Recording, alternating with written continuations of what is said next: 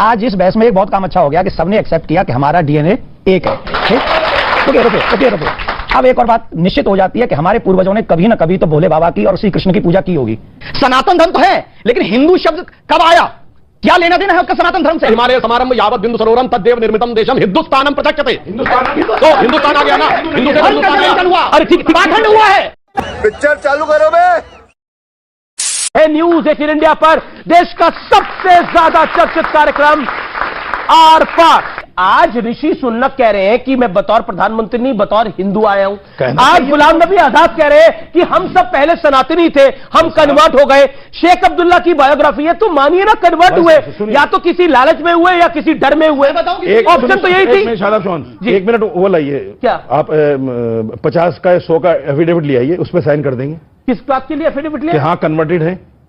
तो कितनी बार बोले इसको कितनी बार बोले? देवकीनंदन जी कितनी बार बोलेंगे कि आपको देवकीनंदन जी 30 सेकंड है। सुधांशु त्रिवेदी, देवकीनंदन जी 30 सेकंड। मैं सिर्फ 20 सेकंड में बात खत्म कर रहा हूं। जी, आज इस बहस में एक बहुत काम अच्छा हो गया कि सबने एक्सेप्ट किया कि हमारा डीएनए एक है। ठीक, रुकिए। अब एक और बात निश्चित हो जाती है कि हमारे पूर्वजों ने कभी न कभी तो भोले बाबा की और श्री कृष्ण की पूजा की होगी। तो हम आप सबसे आज आप ही के चैनल के माध्यम से शांति वार्ता के माध्यम से शांति मैसेज हम आप सबको हाथ जोड़ के दे रहे हैं। इसमें हमारे कोई द्वेष भाव नहीं है। हमारे श्री कृष्ण को, उनकी छवि को औरंगजेब ने कृष्ण मंदिर तुड़वाकर उनकी छवि को जामा मस्जिद की सीढ़ियों में गाड़ दिया है। बस चेक हो जाने दो है कि नहीं है, तो वो हमें दे दीजिए। अगर नहीं है तो उसमें जो नुकसान होगा हम आपको ला कर देंगे, हम देंगे, उसे सीढ़ी बनवाएंगे। बस डीएनए ने कभी ना कभी तो उन्होंने भी पूजा की है ना हमारे पूर्वजों ने। तो मतलब आप कह रहे हैं सब, सुधांशु मैं आपको बता रहा हूं, ओके, आप सब आप कह रहे हैं सब अगर कन्वर्टेड है तो जी। इन्होंने बहुत अच्छी बात कही है। अब जब हम लोग मान लेते हैं कि सब एक हैं, तो गुरु गोलवलकर जी ने कहा था ना, ये देश उन सब का है जो इसको पुण्य भूमि भी मानते हैं और पितृभूमि भी मानते हैं, यानी पूर्वज भी मानते हैं। हम मान लिया तो एक बड़ी अच्छी बात जानते क्या है, जब हम सब यहां के हैं तो ये विदेशियों के लिए हम क्यों लड़ रहे हैं? जो स्वामी जी ने कहा, भाई औरंगजेब की डिसेंडेंसी तो मंगोल और उज्बेक से है, अलाउद्दीन खिलजी की बाहर से है, तुर्क अरब, भाई इस्लाम अमर रसूल है। आपने कहा नबी के गुलाम बनिए, बादशाहों के गुलाम क्यों बन रहे भाई? शादाब साहब का अभी आप जवाब दे रहे थे कि रिलीजियस विश्वास, रिलीजियस मेरा विश्वास है, स्वामी जी को आप दे रहे थे जवाब। जब आप ये बताइए, इस्लाम तो कोई धर्म ही नहीं है, मजहब है, पंथ है, जबरदस्ती थोपा जा रहा है। मैं चुनौती से कह रहा हूं, आप बता दीजिए इस्लाम अगर धर्म हो, मैं बाहर चला जाऊंगा। जी बताइए आप। ठीक है, ओके, शादाब का जवाब होगा। पहली बात आप लोगों से ले रहा हूं। अभी आपने ग्रेजुएशन तो किया होगा ना, उसमें सवाल सुन, जवाब रिलीजन का ऑप्शन आया होगा। आपने कहीं हिंदू फील किया होगा अपने आप को? क्या हिंदू, अब मेरे विद्वान बैठे हैं, सनातन धर्म के विद्वान हैं, सनातन धर्म तो है, लेकिन हिंदू शब्द कब आया?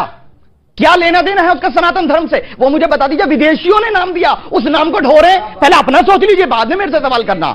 जी, आप बता दीजिए जी आया हिंदू? जी, बृहस्पति आगम में लिखा, हिमालय समारंभ यावत बिंदु सरोवरम तद्देव निर्मितम देशम हिंदुस्तानम प्रचक्षते। तो हिंदुस्तान आ गया ना, हिंदू से हिंदुस्तान आया। हुआ। अरे ठीक, पाखंड हुआ है, सनातनी लोगों के साथ पाखंड हुआ है। क्या पाखंड हो रहा है? किसी वेद में हिंदू शब्द कैसे आया? ओके, देवकीनंदन जी कुछ कहना चाह रहे? देवकीनंदन जी बोलिए, देवकीनंदन जी, मैं आपको मौका दूंगा। रुक जा भैया, ओ भैया ने रुकला भाई, हम बैठे हैं यहाँ, कुछ नहीं, क्वेश्चन नहीं है।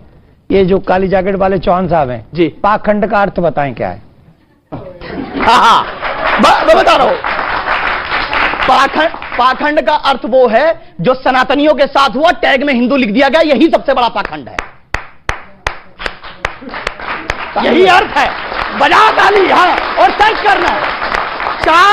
चार वेद है, चारों का सम्मान है। साबित कर दे कहीं मेंशन्ड हो हिंदू। बताइए देवकीनंदन जी, बताइए, हिंदू बताइए ना। मुझे एक बात बताइए, अमीश जी, आप हमको पागल समझ रहे हैं? ये पाखंड बोलेंगे, पाखंड का पा नहीं पता है इनको, और ये हम सबको पाखंडी बोल के निकल गए, और आप हमसे क्वेश्चन नहीं ले रहे, इनसे पूछ नहीं रहे पाखंड क्या है। सबसे पहले तो ये होना चाहिए, जो आप टीवी चैनल पे बोल रहे हैं ना, ये सिर्फ यहां ताली 4 लोग नहीं बजा रहे हैं, पूरी दुनिया आपको नेशनल लेवल पे देख रही है। आपको एक एक शब्द सोच समझ के बोलना चाहिए, और किसी की इंसल्ट करने के लिए मत बैठो, किसी के धर्म का अपमान करने के लिए मत बैठो। पाखंड उसे कहते हैं जो परमात्मा से भिन्न है, जो है नहीं पर दिखावा करता है, जो है ही नहीं। पाखंड, मैं धर्म में रहता हूं पर धर्मात्मा नहीं हूं, इट मीन्स पाखंड। किसी ने कोई चाल, वो षड्यंत्र हो सकता है, वो पाखंड नहीं है। तो पहले एक शब्द जब आप बोल रहे हैं तो समझें। और यहां सनातन है, सनातन में कभी किसी का बुरा नहीं लिखा है। चौहान साहब, आपके पूर्वजों ने भगवान श्री कृष्ण की पूजा की है। अगर आपको पाखंड है, पाखंड का अर्थ समझना, तो ये समझिए कि औरंगजेब ने मेरे ठाकुर को मस्जिद की सीढ़ियों के नीचे गाड़ दिया। आपको उसका विरोध करना चाहिए कि उस दुष्ट ने हमारे साथ अन्याय किया। आप उसके, सुनिए एक सेकंड, आप उनके साथ उनकी बात में बात मिला देते हैं, इसका नाम पाखंड है। इसे पाखंड। औरंगजेब को रहमतुल्लाह बोलते हैं, औरंगजेब को रहमतुल्लाह बोलते हैं आप। जी जी जी जी, सवाल, बड़े सारे सवाल है। चौहान साहब ने बिना सोचे समझे बोला कि हम जय श्री राम गुस्से से बोलते हैं। अगर गुस्से से बोल रहे होते ना, बैठे नहीं होते यहाँ पे। अच्छा, मार दे, यही तो सच्चाई है। अरे भाई, हमारे सनातन पता है, मारिए मारिए, हमारे पता है, मानना तो बहुत बड़ी बात, चींटी सामने आती है ना, तो चींटी को देख के रास्ता काट देते हैं। हम हिंदू सनातन धर्म में, आपको पता भी है। वो कह रहे कि जय श्री राम क्या बात करे, बहुत बड़ी बात बोली हिंदू आप बैठे नहीं होते। बहुत बड़ी बात बोली है, खंडन कीजिए इसका। हमने किसी को कहा कि ऐसा कर देते, नहीं, खंडन कीजिए इसका। खंडन कर दूसरी चीज। जी ठाकुर, हमारे चौहान साहब से एक बात है, उसने जब ये शब्द बोला तो हमने हाथ उठाया कि ये बात नहीं बोलनी चाहिए। हम सबने उठाया। इसका मतलब है हम लोग इसके पक्षधर नहीं है। पर चौहान साहब उसका बात का लाइन ठीक था, पहली लाइन गलत थी। नहीं, उसने एक बात बोली, वो गलत लगी हमको, हमने हाथ उठा दिया कि ठीक नहीं है।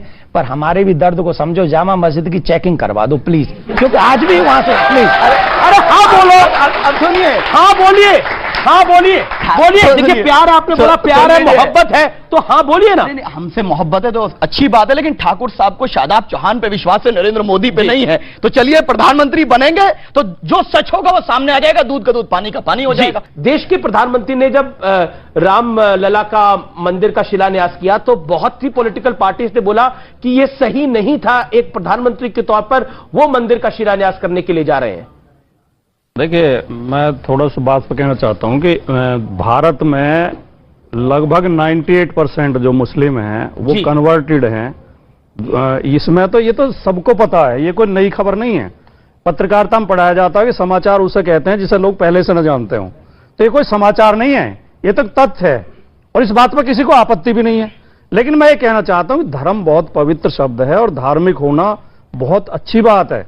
कोई धार्मिक व्यक्ति कभी नफरत की बात, झगड़े की बात कर ही नहीं सकता। जो सच्चा धार्मिक होगा वो हमेशा भाईचारे की और मेल मिलाप की बात करेगा। बिल्कुल। आप कुछ लोग जो राजनीति के लिए धर्म का प्रयोग करते हैं, उसमें विवाद पैदा होता है, वहीं से झगड़े पैदा होते हैं। एक दिल की गहराइयों से मेरा सवाल है आपसे, और एक ये नहीं सर, सुधांशु जी, दिल की गहराइयों से मेरा सवाल है, ये स्वामी प्रसाद मौर्य को किस कैटेगरी में डालते हैं जो रामचरितमानस को लेकर इतनी अनर्गल बातें करते हैं? और दिक्कत तब होती है जब आपके नेता उनको प्रमोशन भी दे देते हैं। नहीं अमित जी, आप गलत प्रश्न पूछ रहे हैं। रामचरितमानस, मैंने जब ये विवाद चला था तब भी कहा था, रामचरितमानस एक महाकाव्य है। पूरे भारत के विश्वविद्यालयों में साहित्य की श्रेणी में पढ़ाया जाता है, साहित्य सब्जेक्ट में पढ़ाया जाता है, कहीं धर्म ग्रंथ में नहीं पढ़ाया जाता। नंबर एक बात। दूसरे, रामचरितमानस लिखी गई है रामायण को आधार बना के। रामायण में भी वही 7 कांड है, बालकांड है, अयोध्या कांड है, अरण्य कांड है, किष्किंधा कांड है, सुंदर कांड है, युद्ध कांड है और उत्तरकांड है, और ये ही सारे रामचरितमानस में है। झूके तू कहानी भी झूकी तो रखी है, लेकिन उन्होंने, तुलसीदास जी ने कुछ अपने शब्द ऐसे प्रयोग कर दिए हैं और कुछ घटनाओं को चेंज कर दिया है। हाँ, वो स्वामी प्रसाद मौर्य को समझ आ गई, अभी तक किसी को समझ नहीं आई थी।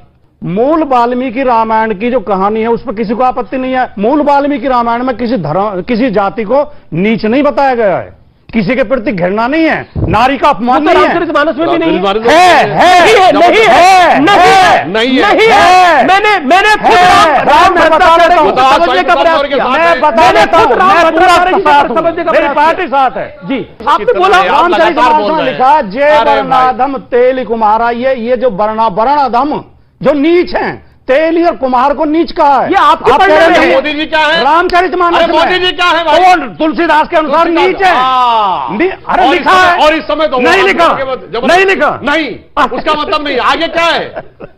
उन्होंने कहा भाई, आगे ही पंक्ति बताओ, आगे पंक्ति बताओ। क्या आप बोलिए, आप तो पढ़ाए तो बोलिए, पढ़ाए तो बोलो ना। नहीं पता, अब मैं बताता हूं आगे की लाइन क्या है। उन्होंने कहा भूई नारी ग्रह संपत्ति नासी, मूड मुड़ाए भय सन्यासी। ये इस संदर्भ में लिखा गया है कि जो लोग सांसारिक संदर्भों में रहते हैं वो संन्यास तब ग्रहण करते हैं, संपत्ति नष्ट हो जाए, पता नहीं है, फालतू में आगे बोल